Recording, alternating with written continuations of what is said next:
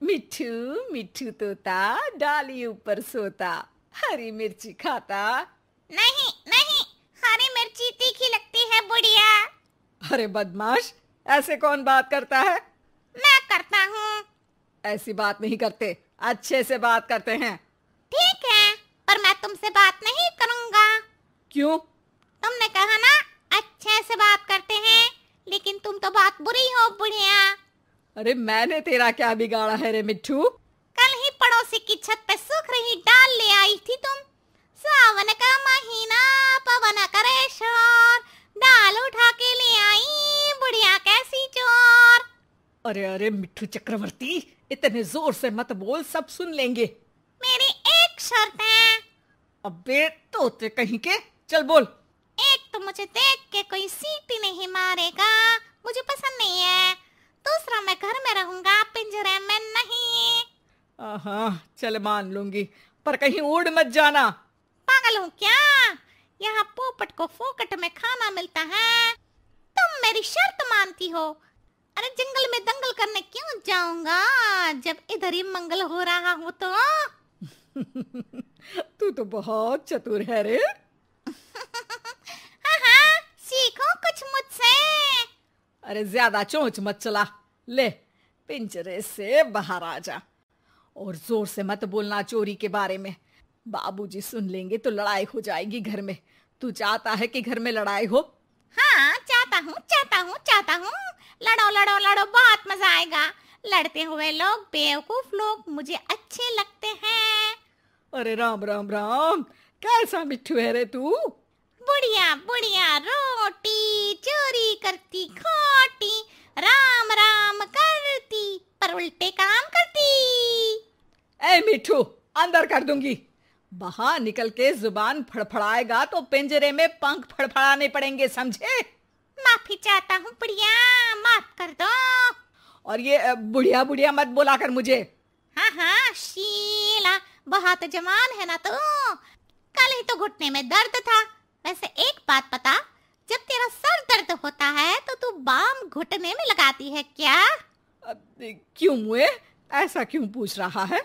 क्योंकि तेरा सर तेरे घुटने में है ना बुढ़िया। तभी वहाँ बाबूजी आ जाते हैं।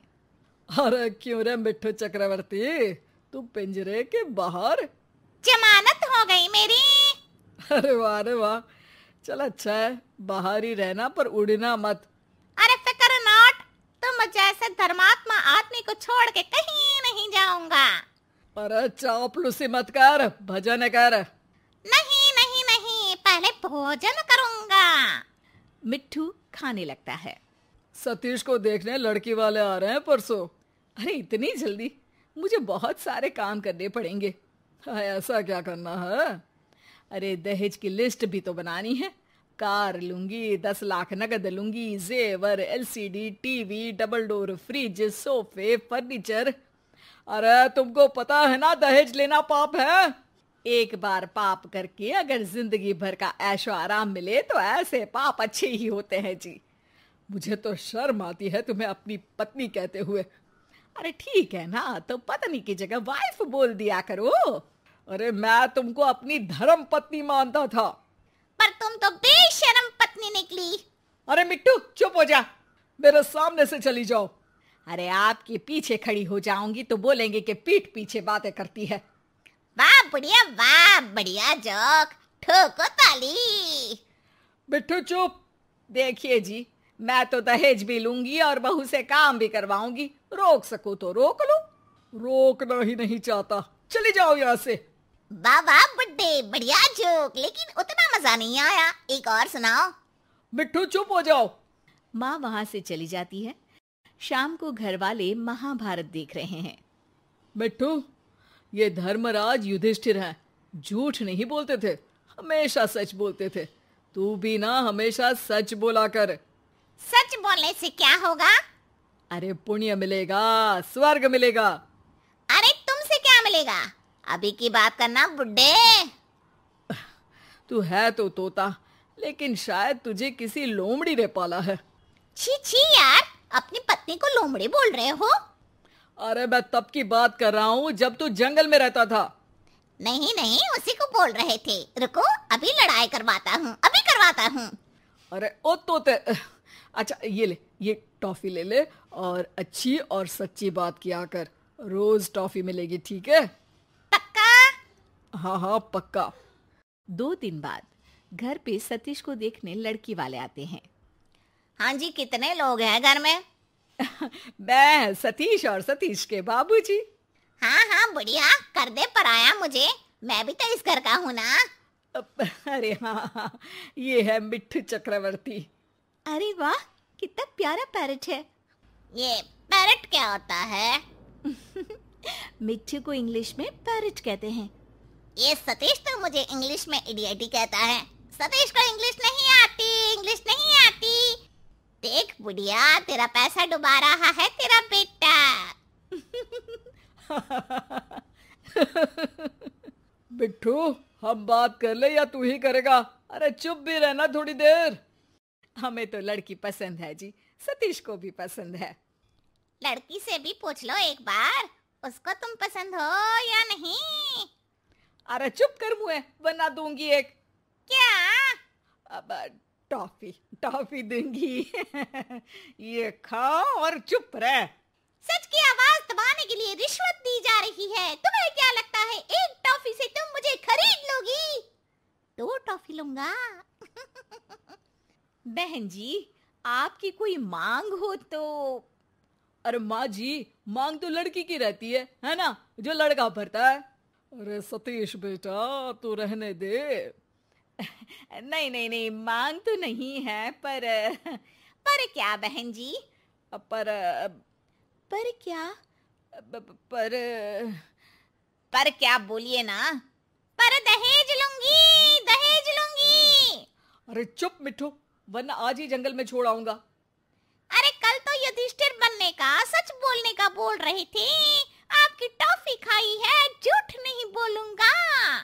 अरे बेटा मिट्ठू, देखिए देखिए, बुढ़िया को कार चाहिए, क्योंकि सतीश की हैसियत नहीं है खरीदने की। बुढ़िया को डबल डोर फ्रिज चाहिए, 10 लाख रुपया भी चाहिए, क्योंकि जैसे बेबी को बेस पसंद है, वैसे ही बुढ़िया को कैश पसंद है, फ्री फुकट का ऐश पसंद है। मिट्ठू, अब तो तेरी खैर नहीं है। बुढ़िया, तेरे हाथ नहीं पहुंचेंगे। ज्यादा नाटक किए तो छत पे से जो चोरी की थी वो भी बता दूंगा। चोरी? हाँ हाँ, पड़ोसियों की दाल चुरा लेती है और पकाते वक्त शिकायत भी करती है कि कैसी सस्ती दाल खाते हैं पड़ोसी। और पता है अब तक इस घर में काम वाली बाई क्यों नहीं आई? क्यों नहीं आई? क्योंकि तुम्हारा इंतजार था। मिट्ठू की बात सुन के लड़की वाले वहां से चले जाते हैं।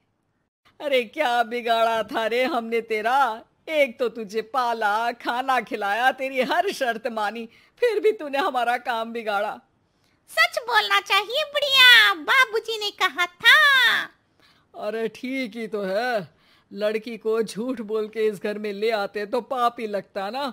शाबाश मिठू, चाहे खुद का नुकसान हो रहा हो पर हमेशा सच बोलना चाहिए। अरे चल चल बुड्ढे, अपने बाप को मत सिखा। तुझे सच बोलना तो सिखा दिया, अब तेरी बदतमीजी भी छुड़वानी पड़ेगी मुझे। चलो, मैंने सच बोला, अब तुम अपना वादा भी निभाओ। टॉफी कहाँ है मेरी? बाबूजी मिट्ठू को टॉफी देते हैं। टॉफी खाते हुए मिट्ठू बोलता है, मिट्ठू मिट्ठू तोता, मीठी टॉफी खाता, किसी से नहीं डरता, सच्ची बात करता। सपने देखने वाली बहू। गुप्ता जी की बहू अंजलि को सपने बहुत आते थे। एक दिन सुबह सुबह जब अंजलि सोकर उठी, सासू माँ जानती हैं क्या होने वाला है? अरे क्या हुआ, फिर से कोई नया सपना देख लिया क्या? हाँ सासू माँ, बहुत जोर से बरसात आने वाली है, आज कोई कपड़े मत धोना, सूख नहीं पाएंगे। अरे बहू, बाहर तो इतनी तेज धूप निकली पड़ी है, तुमको कहाँ बारिश नजर आ रही है? अरे मम्मी जी, मैंने सपने में देखा था, बहुत जोर से बारिश होने वाली है, इसलिए बस आज कोई कपड़े नहीं धुलेंगे। अरे लेकिन इससे पहले भी तो कितनी बार तुझे सपने आए हैं, कभी कुछ सच भी होता है क्या? मम्मी जी आप भी ना सपनों पर भरोसा करना चाहिए, भरोसा। अंजलि की सास उसकी कोई बात नहीं मानती, लेकिन उस दिन वाकई में शाम होते होते घने बादल आ जाते हैं और जोर से मूसलाधार बारिश होने लगती है। अंजलि, आज तो तुम्हारा सपना सच हो गया। बहू, आज तो तुमने सपने में बारिश देखी थी ना, और देखो सच में बारिश हो गई। लगता है अगली बार से हमें तुम्हारी बात माननी पड़ेगी। पापा जी, मैं तो हर बार ही मम्मी जी से कहती हूँ, मेरे सपने सच हो जाते हैं, बस भरोसा रखिए। कुछ दिनों के बाद अजी सुनते हैं, मुझे ना सपना आया था और सपने में मैंने देखा कि आपकी पूरी 1 करोड़ की लॉटरी लगी है। अरे कभी कभी सपना सच होना सही बात है, लेकिन हमेशा ऐसा नहीं होता अंजलि। और वैसे भी लॉटरी लगने ही वाली है तो अच्छी बात है ना। मैं तो कहती हूँ हम वो बड़ा सा घर खरीदने वाले थे ना, आज ही चलकर उसको फाइनल कराते हैं। अरे वाह वाह, हाथ में पैसा नहीं और बड़ा घर खरीदना है। अरे मम्मी जी, बताया ना आपको, मुझे सपना आया था कि हमें 1 करोड़ की लॉटरी लगने वाली है। देखो बेटा, ये पैसों का मामला है, इसमें किसी तरह की रिस्क नहीं लेनी चाहिए। और जब तुम्हारा सपना सच हो जाए तब तुम घर खरीद लेना। मम्मी पापा ठीक कह रहे हैं अंजलि, अभी इतनी जल्दबाजी करने की क्या जरूरत है? मैं कुछ नहीं जानती, मुझे वो घर चाहिए तो चाहिए। और आपको प्रॉब्लम क्या है? कुछ दिनों में तो पैसे आने ही वाले हैं लॉटरी से। हाँ तो जब पैसे आ जाएंगे तब खरीद लेंगे ना। पर हमारी अंजलि खाना पीना छोड़कर जिद पकड़कर बैठ जाती है। आखिर मजबूर होकर अंजलि के पति को उस घर को बुक कराने के पैसे देने पड़ते हैं। कई दिन बीत जाते हैं, लेकिन अंजलि के पति की कोई लॉटरी नहीं लगती। कुछ दिनों के बाद तुम्हारे सपने के चक्कर में तो सब खराब हो गया अंजलि। ना लॉटरी लगी, ऊपर से बेकार में ही सारी जमा पूंजी उस घर को खरीदने में खर्च हो गई। थोड़े दिन तो इंतजार करो, अब ऐसा थोड़ी ना होता है कि आज सपना आया और कल आपकी लॉटरी लग गई। मैंने तो पहले ही कहा था, तुम्हारी बीवी को तो हर सपने पर विश्वास करने की आदत पड़ गई है। ऐसा भी कहीं होता है क्या? कुछ दिनों के बाद अचानक से अंजलि के पति के पास एक फोन आता है और पता चलता है कि उसकी 1 करोड़ की लॉटरी लग गई है। अरे वाह अंजलि, ये तो कमाल हो गया, मेरे तो सच में लॉटरी लगी। अरे भगवान भला करे तुम्हारा। हाँ हाँ बहू, अब तो तुम जो कहोगी हम वो सब बात मानेंगे। तुम्हारे सपने का मतलब तो पूरा का पूरा सच होता है। अरे बिल्कुल ठीक कहते हैं, मैं तो बेकार में ही बहू को उल्टा सीधा सुनाती थी। अरे इसके सपने तो वाकई में सही हो जाते हैं। अपने घर वालों की बात सुनकर अंजलि मन ही मन बहुत इतराती है। उसे लगता है कि अब वो जो भी सपना देखेगी सच हो जाएगा। और इसी चक्कर में एक दिन अंजलि को सपना आता है कि अचानक उनके घर पर बहुत सारे मेहमान आने वाले हैं। यही सोचकर अंजलि अपनी सास को कहकर बहुत सारा खाना पहले से ही बनाकर रख लेती है। सुबह से शाम हो जाती है। हमने इतना सारा खाना बना लिया, लेकिन हमारे घर तो कोई मेहमान आया ही नहीं। हाँ मम्मी जी, अब तो रात होने आई है, लगता है ये खाना हम लोगों को ही खाना पड़ेगा। गुप्ता जी का परिवार पूरे 2 दिन तक उस खाने को खाकर खत्म करता है, लेकिन अंजलि की ये अपने सपनों पर भरोसा करने की आदत इतनी जल्दी छूटने वाली कहाँ थी। एक दिन अंजलि की सास अपने किसी रिश्तेदार के घर जाने के लिए कहती है, अरे अंजलि बहू, मैं जरा 2 दिन के लिए बुआ जी के घर जा रही हूँ। देखो तुम पीछे से घर को अच्छी तरह संभाल लेना। हाँ ठीक है मम्मी जी, आप चिंता मत करिए, मैं सब कुछ अच्छे से संभाल लूंगी। बहू वैसे तो तुम सब कुछ बहुत अच्छे से ही करती हो, लेकिन देखो ये जरा ना सपनों पर भरोसा थोड़ा कम किया करो बेटा। क्या मम्मी जी, मेरे इतने सारे सपने तो सच हो जाते हैं, उसके बाद भी आपको शक ही रहता है हमेशा। अरे बेटा, कभी कभार की बात अलग है, लेकिन हमेशा इन बातों पर भरोसा करना बहुत बड़ा नुकसान भी करवा सकता है। तुम्हें इस बात को समझना चाहिए।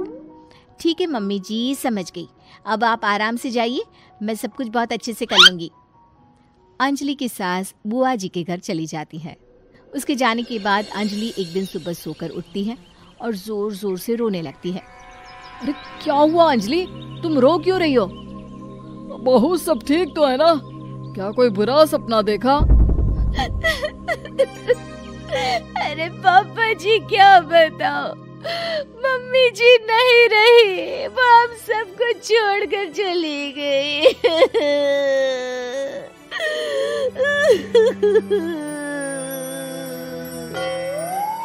छोड़कर चली गई? अरे क्या मतलब है, वो तो अपनी बुआ जी के घर गई है ना। पापा जी, सासू माँ बुआ जी के घर नहीं, भगवान जी के घर गई है। अरे अंजलि, सुबह सुबह कैसी बात कर रही हो? बुआ के घर गई है, कुछ नहीं हुआ है उनको। मैंने सपने में देखा था, मम्मी जी भगवान को प्यारी हो गई है। अंजलि का पति उसे समझाने की कोशिश करता है, लेकिन अंजलि के बार बार कहने पर वो भी इस बात पर भरोसा कर लेता है कि अब उसकी माँ दुनिया में नहीं रही। सारे गांव में ये खबर फैल जाती है कि अंजलि की सास की मौत हो गई। भगवान, अब हम क्या करेंगे? तुम्हारे सर से माँ का साया उठ गया। मैं तो कहती हूँ पापा जी, इनको बुआ जी के घर जाकर मम्मी जी की डेड बॉडी को ले आना चाहिए, तब तक हम उनकी अंतिम यात्रा की तैयारी करते हैं। अंजलि का पति अंजलि की बात सुनकर बुआ जी के घर के लिए रवाना हो जाता है। उधर अंजलि अपनी सास के अंतिम संस्कार की सारी तैयारियां कर लेती है। मोहल्ले के सारे लोग वहां पर आकर इकट्ठा हो जाते हैं। बहुत बुरा हुआ, मेरी सास मुझे बहुत प्यार करती थी, बुआ जी के घर गई थी। अरे हमको क्या पता था कि भगवान जी के घर जा रही है। अंजलि ने अपनी सास की तस्वीर पर हार पहनाकर घर के बीचों बीच रख दिया। सब लोग आकर गुप्ता परिवार को सांत्वना दे रहे थे। थोड़ी देर बाद अंजलि का पति घर आता है और साथ में अपनी माँ को भी ले आता है। अरे बहू, मेरी तस्वीर पर हार क्यों चढ़ा रखा है? सब लोग अंजलि की सास को देखकर डर जाते हैं। अरे आप लोगों को डरने की कोई जरूरत नहीं है, मेरी माँ जिंदा है। ये तो मेरी बीवी के सपने के चक्कर में हम लोगों ने अपनी माँ को मरा हुआ समझ लिया। बहू, सपने देखना ठीक है, पर अपनी जिंदा सास का अंतिम संस्कार करना बहुत बड़ी गलती। उसके बाद अंजलि की अपने सपनों पर आंख मूंद कर भरोसा करने की आदत हमेशा के लिए सुधर जाती है।